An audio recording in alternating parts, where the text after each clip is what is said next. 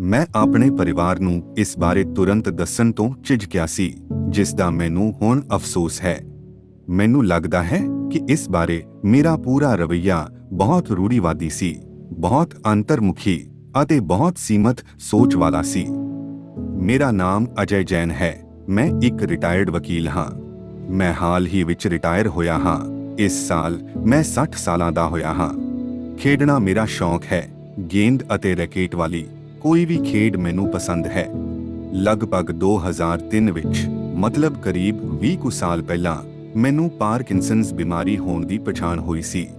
ਮੈਨੂੰ ਲੱਗ ਰਿਹਾ ਸੀ ਕਿ ਮੇਰਾ ਹੱਥ ਦਿਨੋ-ਦਿਨ ਅਕੜਦਾ ਜਾ ਰਿਹਾ ਸੀ। ਮੈਂ ਇਹ ਵੀ ਦੇਖਿਆ ਕਿ ਮੈਨੂੰ ਲਗਾਤਾਰ ਇੱਕ ਕੰਬਣੀ ਮਹਿਸੂਸ ਹੋ ਰਹੀ ਸੀ, ਜਿਸ ਨੂੰ ਮੈਂ ਰੋਕ ਨਹੀਂ ਪਾ ਰਿਹਾ ਸੀ, ਅਤੇ ਇਸ ਕਾਰਨ ਮੈਂ ਆਪਣੀ ਪਤਨੀ ਮਾਰਲਾ ਦੇ ਕਹਿਣ ਤੇ ਆਪਣੇ ਜੀਪੀ ਕੋਲ ਗਿਆ, ਜਿਸ ਨੇ ਇਸ ਸਾਰੇ ਮਾਮਲੇ ਦੌਰਾਨ ਮੇਰੀ ਬਹੁਤ ਸਹਾਇਤਾ ਕੀਤੀ ਹੈ। ਜੀਪੀ ਨੇ ਮੇਰੀ ਜਾਂਚ ਕਰਨ ਤੋਂ ਬਾਅਦ ਮੈਨੂੰ ਨਿਊਰੋਲੋਜਿਸਟ ਕੋਲ ਭੇਜਿਆ ਅਤੇ ਉੱਥੇ ਅਸੀਂ ਕੁਝ ਟੈਸਟ ਕੀਤੇ, ਅਤੇ ਉਸਨੇ ਇਹ ਦੱਸਿਆ ਕਿ ਮੈਨੂੰ ਯਾਦਦਾਸ਼ਤ ਵਿੱਚ ਕਮੀ ਦੇ ਨਾਲ ਪਾਰਕਿੰਸਨਜ਼ ਹੈ। ਮੈਂ ਇੱਕ ਵੱਖਰੇ ਕੰਸਲਟੈਂਟ ਤੋਂ ਦੂਜੀ ਰਾਏ ਲਈ, ਅਤੇ ਅਸਲ ਵਿੱਚ ਇਸ ਕੰਸਲਟੈਂਟ ਨੇ ਵੀ ਉਹੀ ਨਤੀਜਾ ਕੱਢਿਆ, ਪਰ ਜਦੋਂ ਉਸਨੇ ਮੈਨੂੰ ਬਿਮਾਰੀ ਬਾਰੇ ਦੱਸਿਆ ਤਾਂ ਉਸ ਦੀਆਂ ਅੱਖਾਂ ਭਰ ਆਈਆਂ। ਮੈਨੂੰ ਯਾਦ ਹੈ ਕਿ ਮੈਂ ਉਸ ਸਮੇਂ ਸੋਚਿਆ ਸੀ, ਇਹ ਤਾਂ ਅਜੀਬ ਗੱਲ ਹੈ, ਉਹ ਕਿਉਂ ਇੰਨਾ ਉਦਾਸ ਹੈ? ਇਹ ਸਿਰਫ ਪਾਰਕਿੰਸਨਜ਼ ਹੀ ਤਾਂ ਹੈ। ਮੈਂ ਡਾਕਟਰੀ ਸਲਾਹ ਲੈਣ ਤੋਂ ਨਹੀਂ ਝਿਜਕਿਆ। ਮੈਂ ਸੋਚਿਆ ਕਿ ਅਜਿਹੇ ਹਾਲਾਤ ਵਿੱਚ ਇਹ ਸਪਸ਼ਟ ਤੌਰ ਤੇ ਜ਼ਰੂਰੀ ਸੀ, ਪਰ ਮੈਂ ਆਪਣੇ ਪਰਿਵਾਰ ਨੂੰ ਇਸ ਬਾਰੇ ਤੁਰੰਤ ਦੱਸਣ ਤੋਂ ਜ਼ਰੂਰ ਝਿਜਕਿਆ ਸੀ, ਜਿਸ ਦਾ ਮੈਨੂੰ ਹੁਣ ਪਛਤਾਵਾ ਹੈ। ਮੈਨੂੰ ਲੱਗਦਾ ਹੈ ਕਿ ਮੇਰਾ ਪੂਰਾ ਰਵੱਈਆ ਇਸ ਬਾਰੇ ਬਹੁਤ ਰੂੜੀਵਾਦੀ ਸੀ, ਬਹੁਤ ਅੰਤਰਮੁਖੀ ਸੀ, ਅਤੇ ਬਹੁਤ ਸੀਮਤ ਸੋਚ ਵਾਲਾ। ਮੈਨੂੰ ਜ਼ਿਆਦਾ ਖੁੱਲ੍ਹ ਕੇ ਕਹਿਣਾ ਚਾਹੀਦਾ ਸੀ, ਦੇਖੋ, ਮੈਨੂੰ ਇਹ ਬਿਮਾਰੀ ਹੈ, ਅਤੇ ਜੇ ਤੁਸੀਂ ਪਾਰਕਿੰਸਨਜ਼ ਦੇ ਸਫ਼ਰ ਨੂੰ ਸਮਝੋ ਤਾਂ ਮੇਰੇ ਨਾਲ ਇਹ ਹੋਣ ਵਾਲਾ ਹੈ। ਅਤੇ ਫਿਰ ਉਹ ਮੇਰਾ ਸਾਥ ਦੇ ਸਕਦੇ ਸਨ।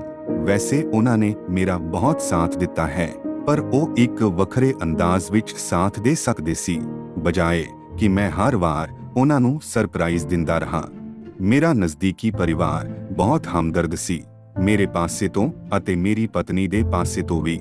ਮੈਂ ਹੁਣ ਇਹ ਕਹਿ ਸਕਦਾ ਹਾਂ, ਇਸ ਲਈ ਨਹੀਂ ਕਿ ਮੇਰੀ ਪਤਨੀ ਮੇਰੇ ਨਾਲ ਇਸੇ ਕਮਰੇ ਵਿੱਚ ਬੈਠੀ ਹੈ, ਸਗੋਂ ਮੇਰੀ ਪਤਨੀ ਦਾ ਪਰਿਵਾਰ ਮੇਰੀ ਦੇਖਭਾਲ ਕਰਨ ਅਤੇ ਭਾਵਨਾਤਮਕ ਸਹਾਰਾ ਦੇਣ ਵਿੱਚ ਬਿਲਕੁਲ ਸ਼ਾਨਦਾਰ ਰਿਹਾ ਹੈ। ਮੈਂ ਕੁਝ ਘਰੇਲੂ ਨੁਸਖੇ ਅਜ਼ਮਾਏ ਸਨ, ਅਤੇ ਪਿੱਛੇ ਮੁੜ ਕੇ ਦੇਖਦਾ ਹਾਂ, ਮੈਨੂੰ ਉਹ ਕਾਫੀ ਮਜ਼ਾਕੀਆ ਲੱਗਦੇ ਹਨ, ਪਰ ਇਹ ਅਸਲ ਵਿੱਚ ਕਾਫੀ ਜੋਖਮ ਭਰਿਆ ਹੈ, ਅਸਲ ਵਿੱਚ ਕਾਫੀ ਖਤਰਨਾਕ ਹੈ। ਲੋਕ ਇਹਨਾਂ ਨੂੰ ਹੀ ਸਾਇੰਸ ਦੇ ਬਜਾਏ ਅਸਲ ਇਲਾਜ ਸਮਝ ਲੈਂਦੇ ਹਨ।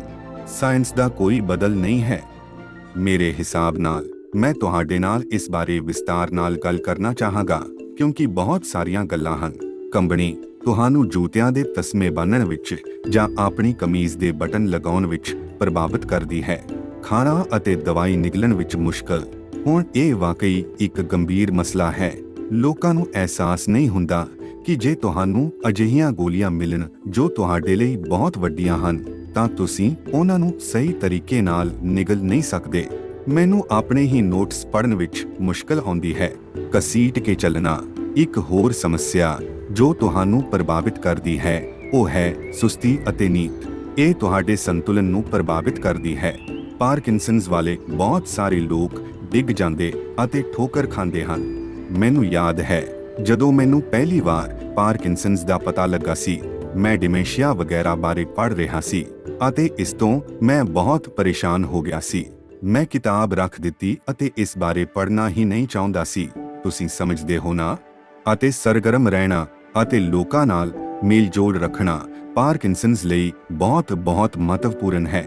ਪਾਰਕਿੰਸਨਜ਼ ਲਈ ਇਹ ਸਭ ਤੋਂ ਮਾੜੀ ਗੱਲ ਹੋ ਸਕਦੀ ਹੈ। ਵਿਡੰਬਨਾ ਇਹ ਹੈ ਕਿ ਜਿਵੇਂ-ਜਿਵੇਂ ਤੁਹਾਡੀ ਹਾਲਤ ਵਿਗੜਦੀ ਹੈ, ਤਾਂ ਰਿਸ਼ਤਿਆਂ ਦੀ ਤੁਹਾਡੀ ਲੋੜ ਵੱਧਦੀ ਹੈ, ਅਤੇ ਤੁਹਾਡੀ ਦੋਸਤੀਆਂ ਦੀ ਲੋੜ ਵੱਧਦੀ ਹੈ, ਅਤੇ ਲੋਕਾਂ ਨੂੰ ਮਿਲਣ ਦੀ ਤੁਹਾਡੀ ਲੋੜ ਵੱਧਦੀ ਹੈ।